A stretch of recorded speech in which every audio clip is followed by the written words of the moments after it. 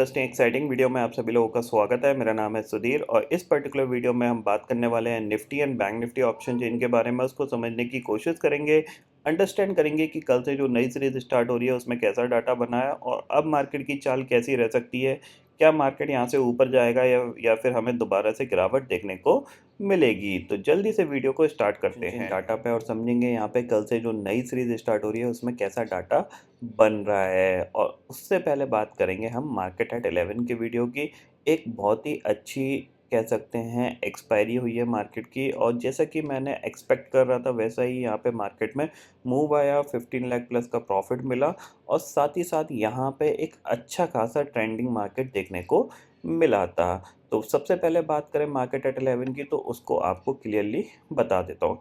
जिन लोगों ने market at 11 का वीडियो देखा होगा तो उनको क्लियरली पता होगा ये जो लाइनें हैं ये सुबह की मार्क होती हैं, क्योंकि यहाँ पे इन सब चीज़ों में मैं कोई ज़्यादा छेड़खानी नहीं करता हूँ क्योंकि ये लेवल आपके लिए है, यही लेवल मेरे लिए है। मैं कोई यहाँ पे अलग से स्पेशल लेवल्स नहीं लगाता, ठीक है ना। तो मैंने आपको क्या समझाया था, मैंने आपको यही चीज़ समझाई थी कि अगर सेकंड हाफ में 17,000 को ब्रेक कर देता है नीचे की तरफ तो आपको मार्केट नीचे जाता हुआ दिखाई देगा।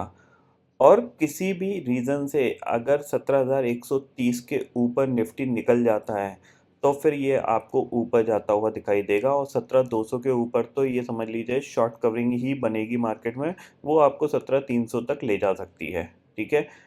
स्ट्रेट लाइन का मूव है। अगर आप थोड़ा-सा मार्केट को फॉलो करते हैं, अंडरस्टैंड करते हैं तो यहाँ पे आप देख सकते हो कि यहाँ पे कुछ ज़्यादा दिमाग लगाने की ज़रूरत नहीं पड़ी। पूरा आपका एक ट्रेंडिंग मूव मार्केट में बना है आज के डे का। और इस ट्रेंडिंग मूव में 17,150 की कॉल, 17,200 की कॉल, 17,250 की कॉल, 17,300 तक की कॉल ने बहुत अच्छे पैसे बना के दिए हैं। 17,300 की कॉल तो ₹1.5 की चल रही थी, ऑलमोस्ट ₹2.5 पे मैंने खरीद के 10 पे काटी है, जबकि वो 25 तक गई थी। लेकिन उतना ज़ाहिर सी बात है एंड ऑफ द डे में ईज़िली वो बहुत तेज़ी से ज़ीरो भी हो जाती हैं, जैसे कि लास्ट में ये ईज़िली ज़ीरो हो गई, ठीक है ना। सेम चीज़ बैंक निफ्टी में मैंने आपको बताया था, ये देखो ये सेम पैटर्न मैंने सुबह ये टेढ़ी-मेढ़ी लाइनें भी बताई थी। आपको बताया था अगर सेकंड हाफ में ये 36,000 को ब्रेक करता है तो आपको ये नीचे जाता हुआ दिखाई देगा। अदरवाइज़ ये ऊपर की तरफ निकल लेगा, क्योंकि क्योंकि सुबह-सुबह क्या था, आपका नैस्डैक पॉजिटिव था 180 पॉइंट, साथ ही साथ आपका जो डाउ फ्यूचर था 60-70 पॉइंट पॉजिटिव था। फिर ओवर द डे डाउ फ्यूचर 300, साढ़े 300, 400 पॉइंट तक ऊपर चले गए थे यहाँ पे, जिसका यहाँ पे मार्केट को अपने मार्केट को बेनिफिट मिला। और जैसे ही बैंक निफ्टी ने 36,200 के ऊपर कामकाज करना स्टार्ट किया, फिर कंटिन्यूअसली शॉर्ट कवरिंग ने मदद करी, क्योंकि बैंक निफ्टी में कंटिन्यूअसली एग्रेसिव शॉर्ट बने हुए थे। 36,000 की कॉल, 36,100, 36,200, 36,300, 36,400 पे 30-30, 32-32 लाख का ओपन इंटरेस्ट खड़ा हुआ था। तो जैसे ही नीचे आता था bank Nifty immediately short covering होती थी, जिसकी वजह से आपने बैंक निफ्टी को कंटिन्यूअसली ऑलमोस्ट डे हाई के आसपास ही क्लोज होते हुए दिखाई दिया। निफ्टी थोड़ा-सा कह सकते हैं कि ऊपर से काफ़ी हद तक एक अच्छी प्रॉफिट बुकिंग देखने को मिली थी, क्योंकि आप देख सकते हो 17,316 के आसपास से ये पलटा है, क्योंकि 17,300 एक रेजिस्टेंस लेवल था, ठीक है ना? ये आपका एक रेजिस्टेंस लेवल था। एग्ज़ैक्टली इसने यहीं से ऑलमोस्ट पलट गया था और काफ़ी हद तक अच्छी खासी शॉर्ट कवरिंग के बाद ऊपर से ये प्रॉफिट बुकिंग देखने को मिली। 17,220 पे एक्सपायरी हुई है, जो कि नीचे से भी देखा जाए काफ़ी ऊपर एक्सपायरी थी।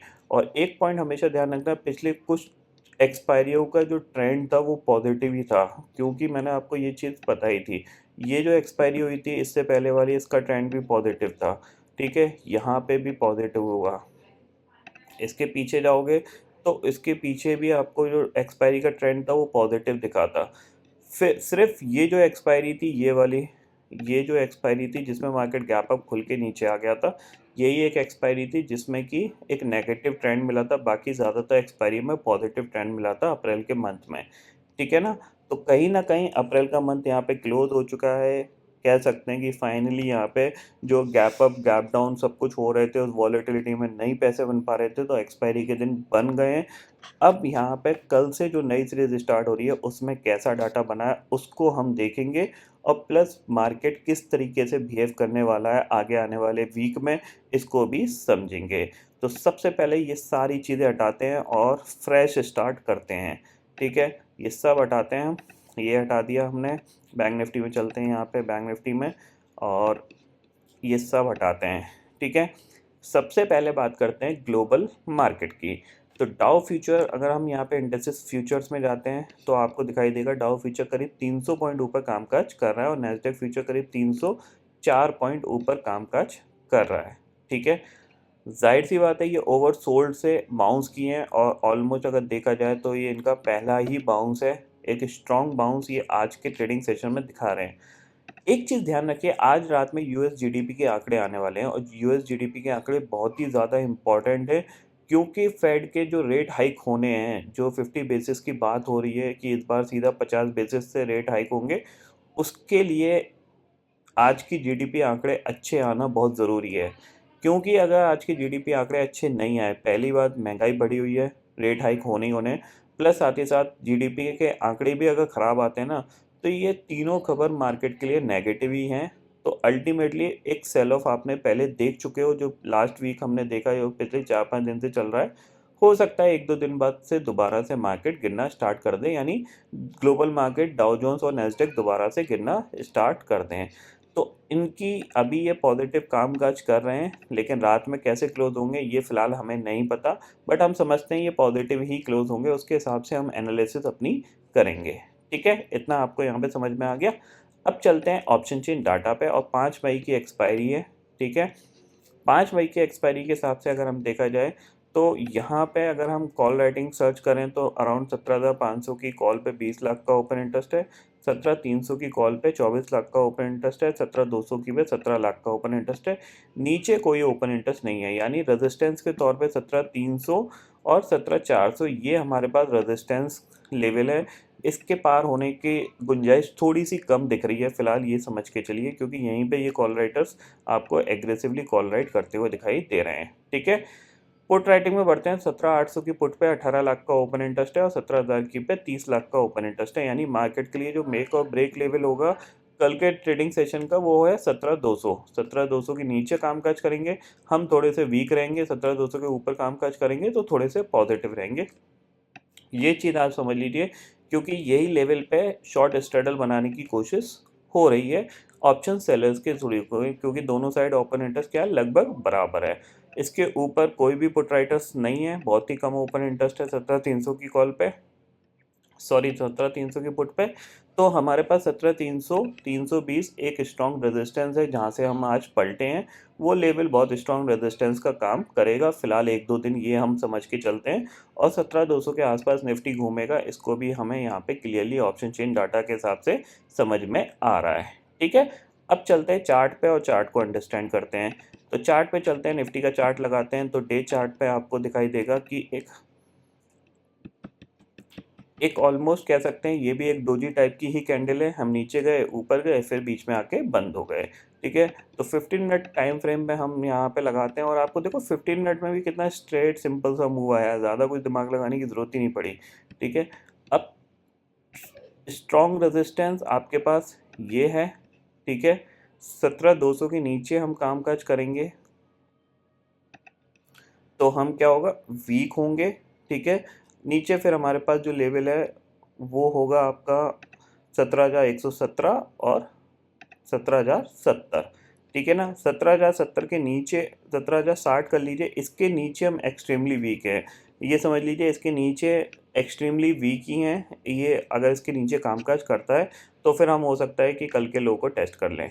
ठीक है, तो हमारे पास यहाँ पे क्लियरली जो लेवल समझ में आ रहे हैं वो क्या है, ये हमारे पास रेजिस्टेंस का लेवल है।